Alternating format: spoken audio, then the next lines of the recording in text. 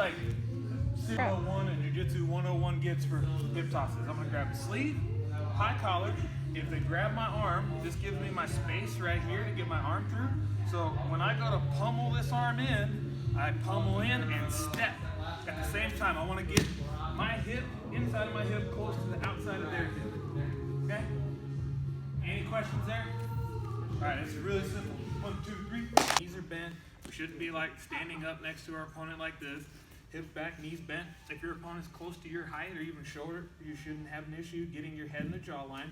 If if it was me versus Justin, I might have a hard time because I don't want to stand up to get my head to the jawline. We just put our ear on the chest. Okay?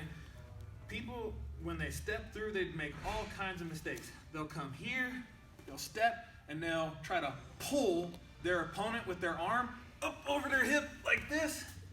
And that's a great way to, number one rule is not doing things with your spine. We don't bend it and twist it with force at the same time. It's a great way to blow your back out. Okay? When you step, we don't step halfway between their leg and then go for it, because as soon as I start to try to do any type of movement, Mike's just going to step over my leg. Okay? So when we come around and we come through, be careful. These are not impact mats. They're great mats. Zebra has an unbelievable quality product, but these are not 4-inch impact mats. When you chuck your buddies, one, you need to go with it, breathe. Two, guys, don't be douchebags and like slam them into the mat. But I'm here.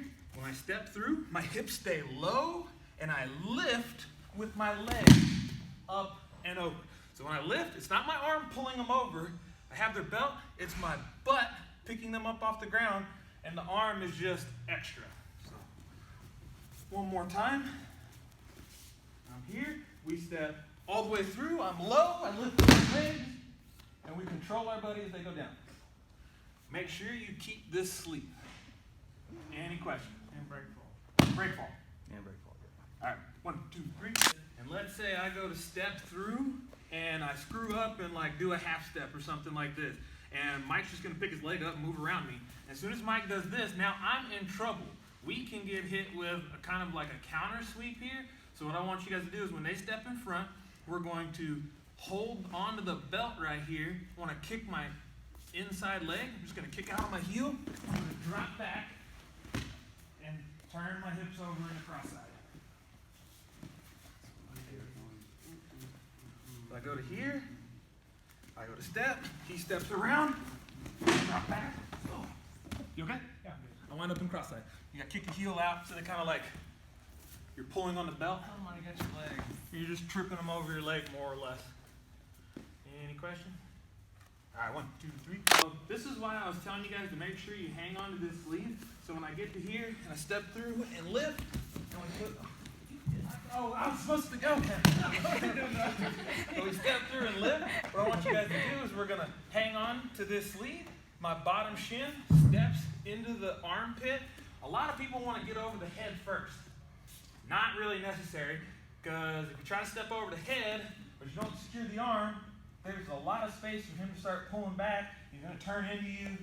This is going to be kind of a pain in the butt. So I chalk the armpit first.